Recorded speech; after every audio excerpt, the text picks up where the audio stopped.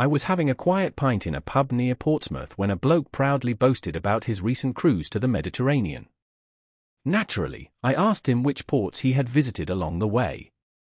He took a slow sip, leaned in close, and whispered, "We hit Spain, Greece, and Africa." When I gently reminded him that Africa was an entire continent rather than a port, he looked at me with deep pity and said, "Mate, it's a single coastal resort." I stayed at the Hilton. Driven by a morbid sense of curiosity, I decided to press him a bit further on how long it took his ship to sail around this massive landmass. He confidently gestured with his hands and declared, "About 3 hours. You just round the corner past Gibraltar, and boom, there's the African hotel strip." When I pointed out that Africa stretches over 5,000 miles south, he waved his hand dismissively and said, "That's just corporate propaganda to charge you extra for longer cruises." He then pulled out his smartphone to show me his vacation photos as irrefutable proof of his expedition. The first picture was a blurry selfie taken in front of a completely standard palm tree in Benidorm, captioned, "Exploring the deep African wild." Before I could even open my mouth to correct him, he slapped his knee, laughed heartily, and added, "And the best part? They speak fluent Spanish down there in Africa. It's properly convenient for tourists."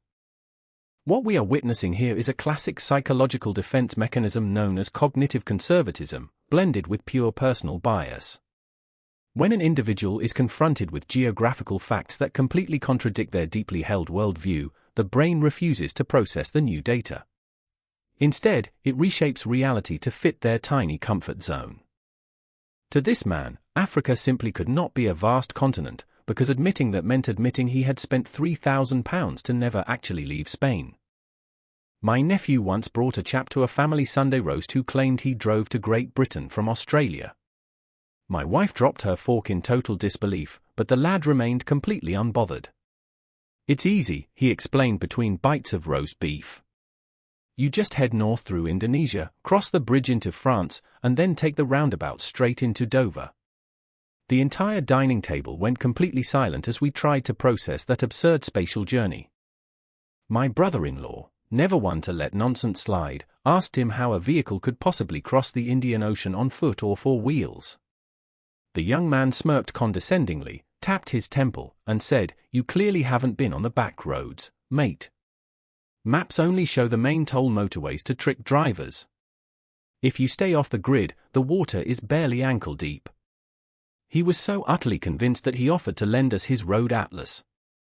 When my wife eventually retrieved an actual physical globe from the study to visually demonstrate thousands of miles of deep ocean, he merely shook his head in disgust.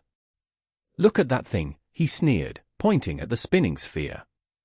"It's completely stretched out to sell more fuel. If the planet were actually that big, the tires on my hatchback would have melted years ago." You simply cannot argue with that level of dedicated, delusional mathematics. During a quiz night at the local British Legion, the quizmaster asked a straightforward question: name the vast body of water situated between England and Ireland. A fellow on the table next to us slammed his hand down on the beer-stained wood and shouted out, "The Atlantic Highway." When the quizmaster politely informed him the correct answer was the Irish Sea, the chap stood up, visibly outraged, and demanded a full point for his answer. He paced up and down the carpet, loudly explaining his logic to the entire room. "Look here," he barked, "Ireland is just a giant breakwater built to keep the heavy Atlantic waves from hitting Blackpool. It's all the exact same puddle of water." The quizmaster gently tried to explain basic marine geography, but the man doubled down. "Sea, ocean, highway, it's all wet. You're just splitting hairs because my team is winning." To settle the raging dispute, he yanked a soggy paper coaster off his table, tore it in half, and floated both pieces in his pint of draft bitter. "See this," he yelled proudly, pointing into his glass. "That piece is Holyhead, and that piece is Dublin. Is there a giant wall separating them in my pint? No. Therefore, it's one single ocean." The entire pub burst into collective laughter, while his poor wife quietly gathered her coat and left. Notice the fascinating linguistic phenomenon at play here, the refusal to accept precise geographical terminology. To the untrained or stubborn mind, geographical names like sea, gulf, or straight feel like unnecessary bureaucratic jargon designed to confuse ordinary people. By reducing complex global hydrology to a simple puddle of water, the brain attempts to master a massive, intimidating world by forcing it into a small, easily digestible category, or in this case, a pint glass. I once overheard a tourist in Edinburgh arguing frantically with a local black cab driver about the weather. The tourist was genuinely furious that it was raining, shouting, "I booked a trip to the Scottish Highlands because I wanted to see the famous tropical rainforests." The cabbie blinked slowly, took a drag of his cigarette, and replied in his thick accent, "Pal, the only thing tropical in Scotland is a deep-fried pineapple ring from the chippy." The tourist pulled up a travel brochure on her phone, pointing triumphantly at a picture of lush, green moss growing on ancient oak trees in Glencoe. "Look at this density," she insisted. "It's green, it's damp, and it has trees. That is the exact scientific definition of an Amazonian jungle." The cabbie patiently tried to explain the concept of a temperate climate, but she shook her head in total frustration, refusing to listen to his explanation. "Don't lecture me on climate," she huffed, pulling her expensive rain poncho tighter around her shoulders. "If it rains this much, there must be monkeys in those hills. You locals probably just hunted them all to extinction for wool." The cabbie looked at me, looked back at the woman, clicked his meter on, and muttered, "Right then, love, 10 quid extra if we spot a wild Highland gorilla on the way to the hotel." A former colleague of mine once insisted during a staff meeting that Switzerland was a coastal island nation. When the entire office burst out laughing, he stood up from his chair, crossed his arms defensively, and said, "Explain navy blue suits then. Why would the Swiss make luxury yachts if they don't have an ocean?" We stared at him in complete disbelief, waiting for the punchline, but his face remained entirely serious. Someone pulled up a detailed map of Central Europe on the main projector screen, highlighting landlocked Switzerland completely surrounded by France, Germany, Italy, and Austria. The chap didn't even flinch. He walked right up to the wall, pointed directly at the blue lines representing rivers, and shouted, "Ha! Gotcha! Those are saltwater fjords. The Swiss just call them rivers to keep American tourists from stealing all their prime beach spots." He then began detailing his bizarre conspiracy theory about how Switzerland hides its giant tropical beaches inside massive hollowed-out mountain caves to avoid paying international maritime taxes. "Think about it," he whispered loudly, leaning over the conference table. "Where else would all that famous Swiss chocolate come from if not tropical coconut palm islands?" At that precise moment, our HR manager quietly closed her notepad and walked out of the room. This particular delusion highlights the fascinating cognitive phenomenon known as confirmation bias on steroids.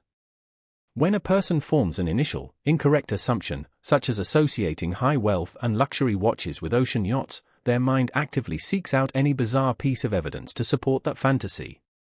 Rather than adjusting his belief when presented with a literal map, he invented a massive secret underground ocean network maintained by Swiss bankers. While waiting for a train at Crewe Station, I sat near a chap who was explaining to his teenage son that North and South America were actually two completely different planets. The boy looked utterly confused and asked, "Dad, don't you just take a plane to get to Brazil?" The father chuckled knowingly, patted his son on the shoulder, and said, "That's what they want you to think, son. The plane actually flies up into low space orbit." He whipped out an old pen and drew 2 circles on the back of his paper train ticket to illustrate his point. "Look here," the father said earnestly. "North America is on planet USA. South America is on planet Latino. They only look close together on flat maps because space projection bends the light." The poor teenager stared at the drawing, looking entirely ready to jump onto the moving tracks. A helpful bystander sitting nearby tried to intervene, mentioning the Panama Canal as a physical land connection between the 2 continents. The father scoffed loudly and waved his hand in disgust. "The Panama Canal? That's a space elevator canal. It lifts the ships through the atmosphere. Do some basic research, mate." He then proudly took a bite of his lukewarm sausage roll, thoroughly satisfied that he had just delivered a masterclass in astronomy. I once met a man in a pub who swore that the Great Wall of China was actually built in northern England to keep the Scots out during ancient times. The Chinese just bought the rights to it in the 90s, he told me with absolute certainty over a pint of dark ale. They took it down brick by brick, numbered every single piece, and rebuilt it over in Beijing for tourism. I stared at him, completely speechless, before gently asking why on earth the English would sell a historical monument to a foreign power. He leaned in close and whispered mysteriously, "Margaret Thatcher needed the cash for the coal mines, didn't she? It was a private government deal. Why do you think Chinese takeaway food is so popular in Yorkshire? It was part of the trade agreement." When I pointed out that Roman ruins like Hadrian's Wall still exist in England, he laughed hysterically and slapped his knee. Hadrian's Wall? That's just a modern garden wall built by the council. The real one is over in Asia now, generating millions in ticket sales. He then took another deep gulp of his beer, deeply satisfied with his incredible knowledge of geopolitical history and ancient masonry. It is truly remarkable how the human mind can construct entire alternate realities just to avoid opening an atlas. Whether it's turning Switzerland into an island paradise or believing space elevators cross Panama, the world is clearly far more entertaining in the minds of the geographically challenged. Thank you for joining me today, gentlemen. Keep your maps handy, stay sharp, and above all, watch out for those Scottish rainforest gorillas.